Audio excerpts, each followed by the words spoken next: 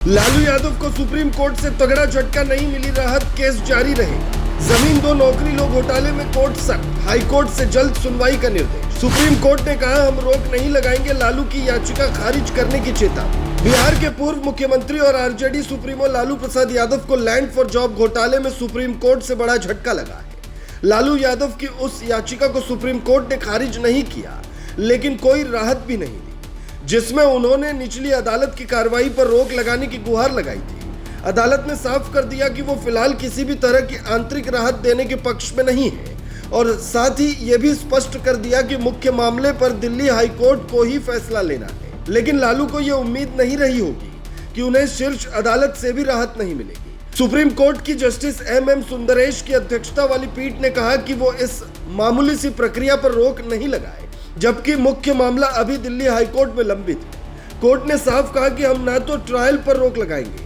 और न ही याचिका खारिज करेंगे, बल्कि हाईकोर्ट से आग्रह करेंगे कि वो जल्द ही निर्णय ले। कोर्ट की यह टिप्पणी लालू यादव के लिए सीधा झटका है, क्योंकि उन्होंने उम्मीद जताई थी कि सुप्रीम कोर्ट शायद निचली अदालत में चल रही कार्रवाई को फिलहाल रोकेगी। असल में लालू यादव ने दिल्ली हाईकोर्ट में एक याचिका दायर की थी, जिसमें उन्होंने सीबीआई की एफआईआर और उसके बाद दाखिल चार्जशीट को रद्द करने की मांग की थी।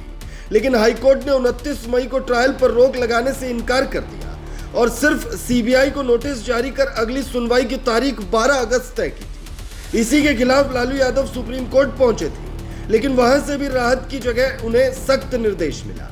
लैंड फॉर जॉब यानी जमीन के बदले नौकरी घोटाला उस समय का है जब लालू यादव 2004 से 2009 के बीच केंद्रीय रेल मंत्री थे।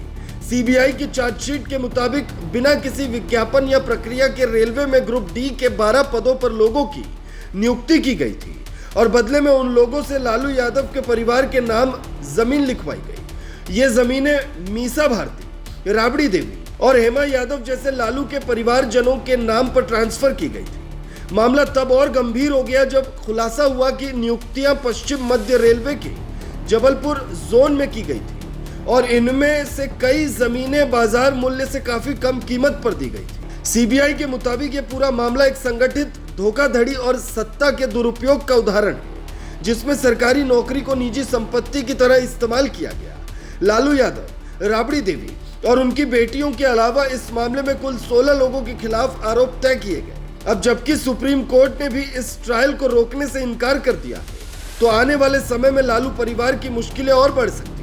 इस पूरे मामले ने न सिर्फ बिहार की राजनीति में हलचल मचा दी, बल्कि यह संदेश भी दिया है कि कोई भी व्यक्ति कितना भी बड़ा क्यों ना हो, कानून से ऊपर नहीं है। सुप्रीम कोर्ट का रुख यह बताने के लिए काफी है कि अब ऐसे मामलों में देरी नहीं होगी। लालू यादव की याचिका को बिना कोई आदेश दिए छोड़ देना इस बात का संकेत है कि अदालत इस मामले को गंभीरता से देख रही है और पूरी प्रक्रिया को न्यायिक तरीके से आगे बढ़ाना चाहती है। अब सबकी नजरें 12 अगस्त की दिल्ली हाईकोर्ट की सुनवाई पर है, जहां से ये तय होगा कि बहुचर्चित केस में अगला मोड़ क्या आता है।